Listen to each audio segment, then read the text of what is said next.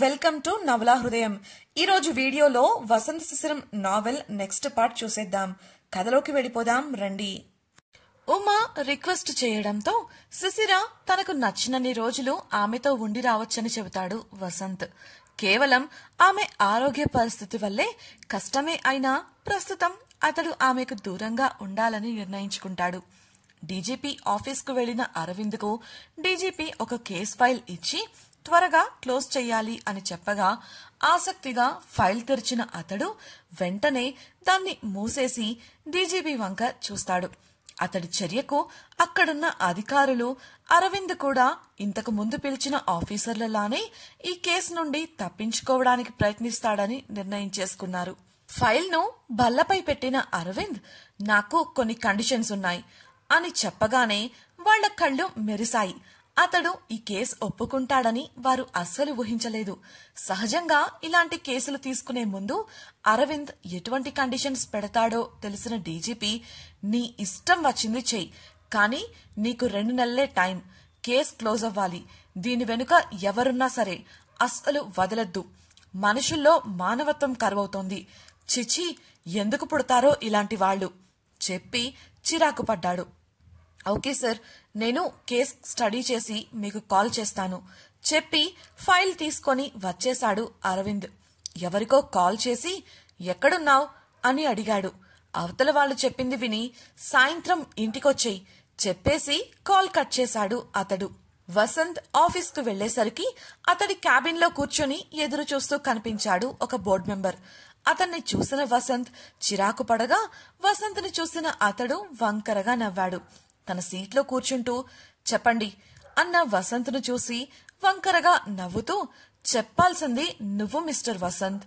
Company data leak అయితే ఇంతవరకు ఎలాంటి యాక్షన్ తీసుకోకుండా ఉన్నావు. దీనివల్ల కంపెనీకి ఎంత లాస్ అవుతుందో తెలుసా? నువ్వు ఇందుకు గాను మా అందరికీ సమాధానం చెప్పాలి. ఎవరో అతీగతి లేని ఒక ఆడపిల్ల కోసం నీ కంపెనీ ఉద్యోగులందరికీ అబద్ధం చెప్పావు. అన్యాయంగా 2 కాదు 3 ఉద్యోగులను ఉద్యోగంలోంచి తీసేశావు. వారిలో ఒకరిని పోలీసులకు కూడా అప్పగించావు. ఇంతలా కంపెనీని కూడా కాదనుకొని ఆ అమ్మాయిని వెనకేసుకొస్తున్నావంటే ఆమెతో నీకు అంత గొప్ప సంబంధం ఉందా? అంతటి టాలెంట్ ఆమెలో ఏం ఉందో మాకు కూడా చెప్పొచ్చు కదా. కావాలనే వసంత్ని రెచ్చగొట్టడానికి మాట్లాడాడు. శిశిర గురించి అతడు తప్పుగా మాట్లాడుతుంటే తట్టుకోలేకపోయాడు వసంత్. దవడ బిగించి పిడికిలి బిగించాడు. ఆ వ్యక్తి అంతటితో ఆపలేదు. ఇంకా మాట్లాడుతూ ఉంటే విసురుగా కొట్టడానికి లేచాడు వసంత్. సరిగ్గా అప్పుడే ఆచార్యతో కలిసి లోపలికి వచ్చిన కిషోర్ గబుక్కున వెళ్లి వసంత్ను ఆపాడు. వసంత్ ముఖంలో కనిపిస్తున్న కోపాన్ని చూస్తూ, చూడండి ఆచార్య గారు, మీ సీఈఓ గారు డేటా లీక్ అయినందుకు సమాధానం ఇవ్వమంటే కొట్టడానికి రెడీ అయ్యారు. ఇందుకేనండి కుర్రాళ్లకు సహనం తక్కువ అనేది. సీఈఓ లాంటి పెద్ద బాధ్యతను వాళ్లు మొయ్యలేరు వెటకారంగా అన్నాడు. అతని నైజం తెలిసిన ఆచారి అదే టోన్లో, అవునవును, అనుభవం ఉండి మీరు చేసిందేంటట? 2 దద్దమ్మలను తీసుకొచ్చి కంపెనీలో పెద్ద పోస్టులో కూర్చోబెట్టారు. ఆ విషయం తెలియకుండా 6 నెలలుగా ఆ 2 మేపుతున్నాం కూర్చోబెట్టి. అదృష్టం బాగుండి ఇంతవరకు ఎటువంటి సమస్య లేదు. ఏదైనా జరిగుంటే బాధ్యత మీరు తీసుకునేవారా? గట్టిగా ప్రశ్నించడంతో మాటలు రాక కోట్ సర్దుకుని కూర్చున్నాడు అతడు. చెప్పండి మిస్టర్ రమేష్, ముందు మీరు సమాధానం చెప్పండి. వాళ్ళ 2 ఇంటర్వ్యూస్ కూడా మీరే చేశారు. నా దగ్గర రికార్డ్స్ అన్నీ ఉన్నాయి. అంటే అన్నీ తెలిసే మీరు మీ అధికారాన్ని దుర్వినియోగం చేశారు. ఆచారి కోపంగా అడిగేసరికి పళ్లు కొరికాడు రమేష్. మేకపోతు గాంభీర్యాన్ని ప్రదర్శిస్తూ, దీనికి దానికి లింక్ పెట్టకండి మిస్టర్ ఆచారి. నేను చేసింది తప్పే అయినా చేసిన పని వల్ల 2 మనుషులకు లాభం కలిగింది. కనీసం వాళ్లకు ఉద్యోగం దొరికింది. అంతవరకు మంచిదే కదా. కానీ ఈ సీఈఓ గారు ఆ అమ్మాయిని వెనకేసుకురావడం వల్ల అవతల కంపెనీ ఉద్యోగులు రిజైన్ చేస్తామంటున్నారు. వాళ్లు రిజైన్ చేస్తే కంపెనీ పరిస్థితి ఏంటి? మా అందరి డబ్బుల పరిస్థితి ఏంటి? గద్దించాడు రమేష్. దీనంతటికీ కారణం కూడా మీ నిర్వాకమే కదా మిస్టర్. మీరు ఆ సునీతను ఉద్యోగంలో చేర్చకపోయుంటే ఆమె రైవల్ కంపెనీకి డేటా శిశిర ల్యాప్టాప్ నుంచి మెయిల్ చేసేది కాదు. సాక్ష్యాలు చూశాక కూడా గుడ్డివాడిలా ప్రవర్తించడం నాకు చేత కాదు మిస్టర్. తను స్వయంగా చేస్తే దొరికిపోతానని, ఆఫ్టర్ ఆల్ ఒక ఇంటర్నే కదా అని మిస్ శిశిరను అడ్డు పెట్టుకుని తను చేయాలనుకున్నవి చేసింది సునీత. నేను ఈ విషయాన్ని ఇంత ఈజీగా వదిలిపెడతాను అని అస్సలు అనుకోకండి. మేము వచ్చే సమయానికి మీరు మిస్ శిశిర గురించి అంటున్న మాటలు నేను వినలేదు అనుకుంటున్నారా? మిస్టర్ వసంత్ గురించి నాకు బాగా తెలుసు. అతనికి వివాహమైంది. అలాగే మిస్ శిశిర గురించి కూడా నేను ఎంక్వైరీ చేశాను. ఆమెకు కూడా పెళ్లయింది. ఇలా లేనిపోనివి సృష్టించి నోరు జారకండి. ఇంకోసారి ఇటువంటి మాటలు మీ నోటి నుంచి విన్నా, బయట ఎవరి నుంచి విన్నా పనిష్మెంట్ మీకే ఉంటుంది. గట్టిగా వార్నింగ్ ఇచ్చాడు ఆచారి. ఏమీ చెయ్యలేక పళ్ళు కొరుకుతూ వెళ్లిపోయాడు మిస్టర్ రమేష్. కోపంగా కదులుతున్న వసంత్ను చూసి, ఈసారికి వదిలేయండి మిస్టర్ వసంత్, అతను మీ గురించి ఈ విధంగా మాట్లాడి ఉండకూడదు అని ఆచారి అనగా, ఈ కోపం వాడి గురించి అన్నందుకు కాదులేండి నసిగాడు కిషోర్. సరిగ్గా వినపడక ఏంటి అడిగిన ఆచారికి, ఏం లేదు ఆచారి గారు, ప్రస్తుతం ఇదొక హ్యాకర్ పని అని మా నమ్మకం. అతడు కావాలనుకుంటే పూర్తి డేటాను రైవల్ కంపెనీకి ఇవ్వచ్చు, కానీ ఇవ్వలేదు. నాకెందుకో ఇదంతా కేవలం వసంత్పై ఒత్తిడి తీసుకువచ్చి కొత్త ప్రాజెక్టులో ఇన్వెస్ట్మెంట్స్ కాకుండా చూసుకోవడానికి ప్రయత్నిస్తున్నారనిపిస్తోంది అని చెప్పగా కూర్చొని ఆ విషయాలు చర్చించడంలో పడిపోయారు వారు. కిషోర్ కనుసైగతో అప్పటికే అప్రమత్తమైన వసంత్ మాత్రం కోపాన్ని తగ్గించుకొని కూర్చున్నాడు. అతడి ఆలోచనలన్నీ శిశిర చుట్టే తిరుగుతూ ఉన్నాయి. మిస్టర్ రమేష్లా ఇంకా ఎంతమంది ఆమె గురించి తప్పుగా ఆలోచిస్తున్నారో, నిశాంత్ లాంటి వాళ్లు ఎంతమంది శిశిర పట్ల అడ్వాంటేజ్ తీసుకోవడానికి చూస్తున్నారో. ఆ క్షణం అతనికి శిశిరకు రక్షణ లేదు అని అనిపించింది. హైదరాబాద్ బస్టాప్ లో బస్ దిగిన రుద్రను పికప్ చేసుకోవడానికి వచ్చాడు సంపత్. ఒక ముఖ్యమైన పని మీద రుద్రను చాలా రోజుల క్రితం వేరే ఊరు పంపించాడు డేవిడ్. ఇప్పుడు ఆ పని ముగించుకుని తిరిగి సిటీకి వచ్చాడు రుద్ర. సంపత్ అతన్ని పికప్ చేసుకుని డెన్కు వెడుతుండగా రుద్రకు పోలీస్ స్టేషన్ నుంచి ఫోన్ వచ్చింది. ఫోన్లో కానిస్టేబుల్ చెప్పింది విన్న అతడు, సరే వస్తాను అంటూ కాల్ కట్ చేసి సరళకు ఫోన్ చేశాడు. సంపత్ ఏంటి అన్నట్లు చూస్తుంటే, అన్నా నేను ఒకసారి పోలీస్ స్టేషన్ కు వెళ్లాలి, అక్కడ పని పూర్తి చేసుకుని నేరుగా డెన్కొచ్చి అన్నను కలుస్తాను అన్నాడు రుద్ర. గా పోరి విషయమేనా?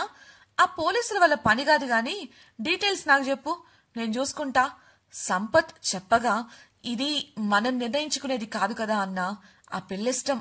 సరే బండి పక్క కాపు, నేనెళ్ళొస్తా చెప్పిన రుద్ర నేరుగా పోలీస్ స్టేషన్ కు ఆటో మాట్లాడుకున్నాడు. అతడు ఆటో దిగి డ్రైవర్ కి డబ్బులిస్తూ ఉండగా ఒకరు అతని చేతిని వేగంగా వచ్చి పట్టుకున్నారు. ఉలిక్కిపడి విసుగ్గా తల ఎత్తి చూసిన రుద్ర బొమ్మలా మైమరిచి చూస్తూ ఉండిపోయాడు.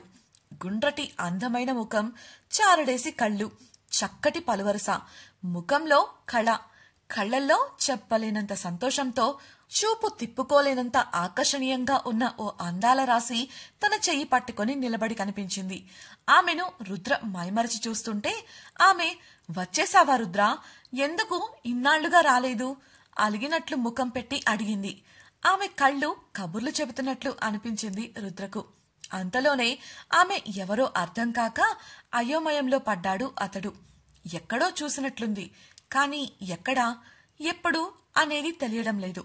అప్పుడే వారి దగ్గరకు వచ్చిన సరళ, రుద్ర వచ్చావా, నువ్వెప్పుడెప్పుడు వస్తావా అని ఎదురు చూస్తూ, ఈ అమృత నా బుర్ర తినేస్తోంది తెలుసా, ఇక నువ్వే చూసుకో, నా వల్ల కాదు చిరుకోపంగా అంది.